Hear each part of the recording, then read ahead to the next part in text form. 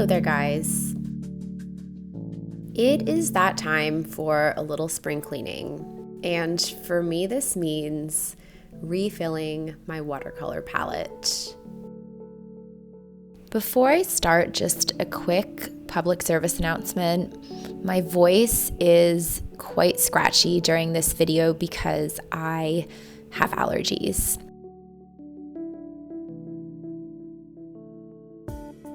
This is the current state of my palette. I have been using this palette for 2 years straight.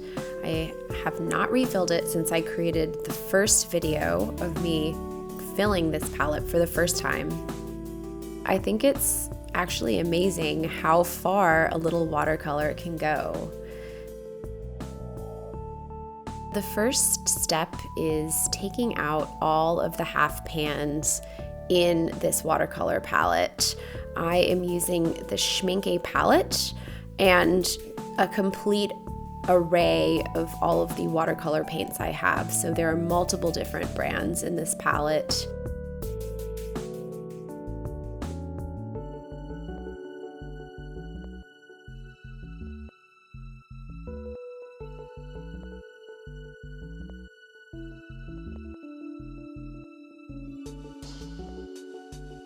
I really believe in using the supplies that I've got.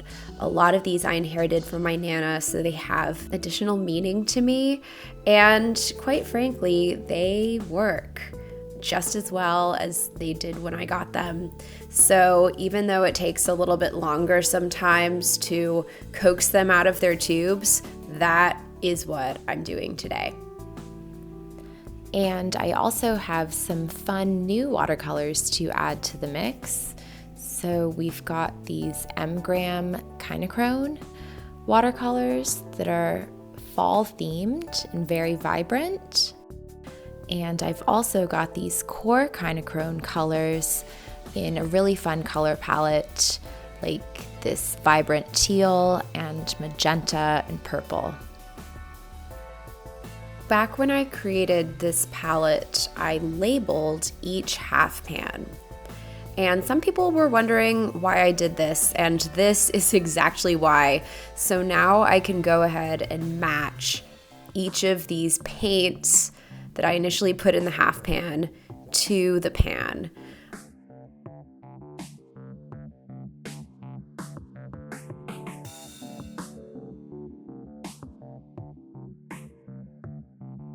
And here I have a bunch of empty half pans to hold the new paints that I'm going to be adding to the mix.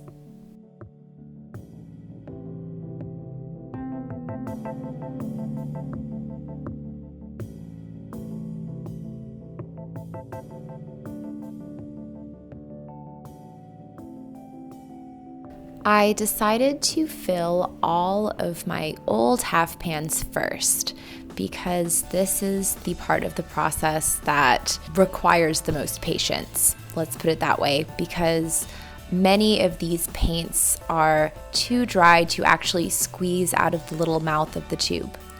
So I devised a little trick.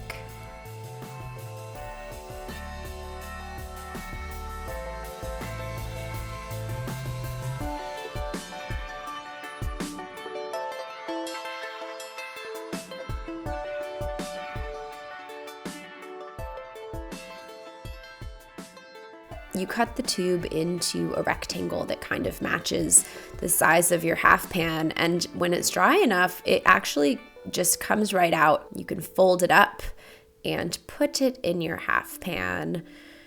It activates with water just as any other watercolor would.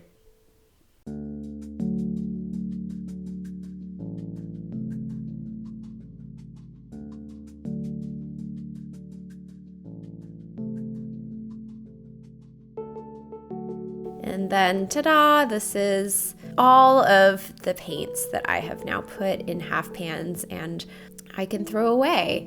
And that is oddly satisfying. The next step is labeling, before I put the paints in, the new paints that I'm going to be adding. So I put the initials of the brand on one side, and then I put the paint number on the other.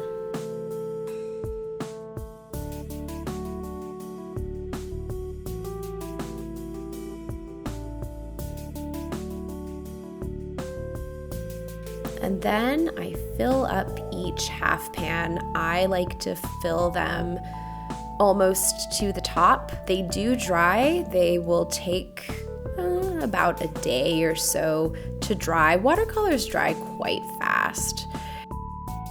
On the last video that I created about this, I got a lot of questions about how the watercolors dry in the pans and cracking. So apparently some people have tried to use half pans and have an issue with their watercolors cracking in the pan. Now, this would basically mean that you're using lower grade watercolors. All of these are either the artist or professional, so I don't think I can recommend using this half pan technique for the basics.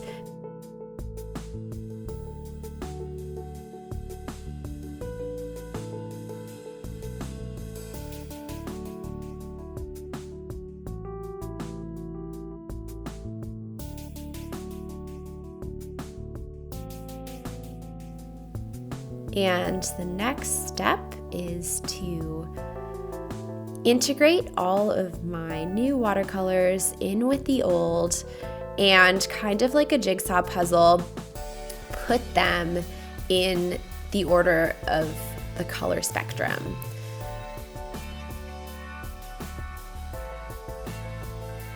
This is just actually probably the funnest and most satisfying part to me. I, for some reason, love like putting things in spectrum order. It makes me really happy.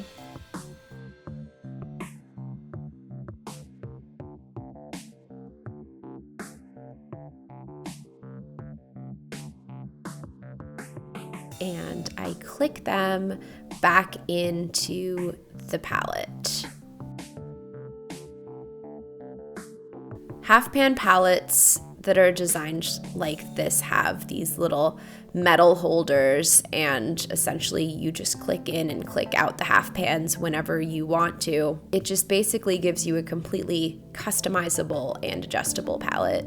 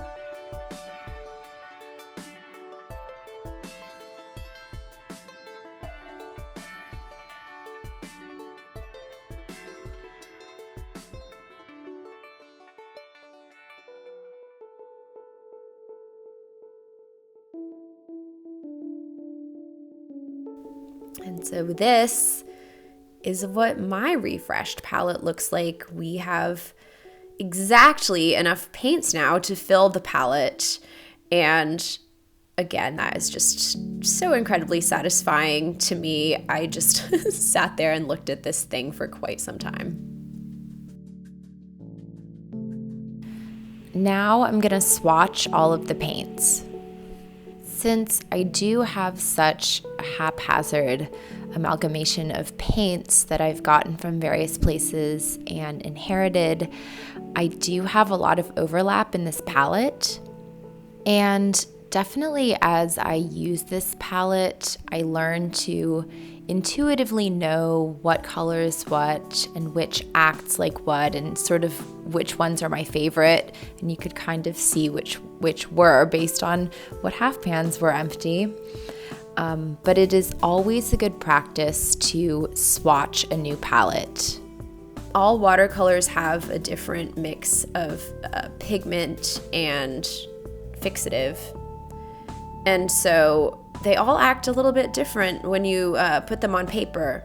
And then they also look different when they dry. So some of them are really vibrant, and some of them are more transparent, and some of them are more opaque.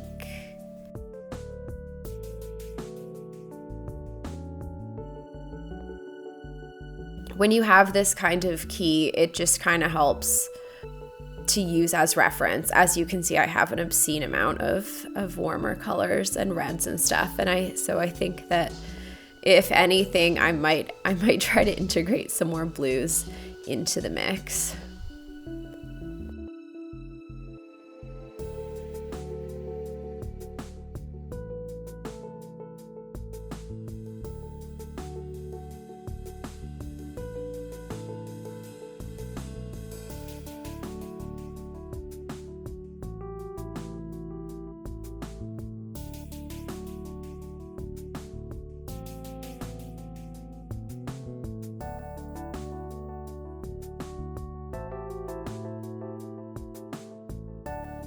And voila, we have a refreshed watercolor palette just in time for spring.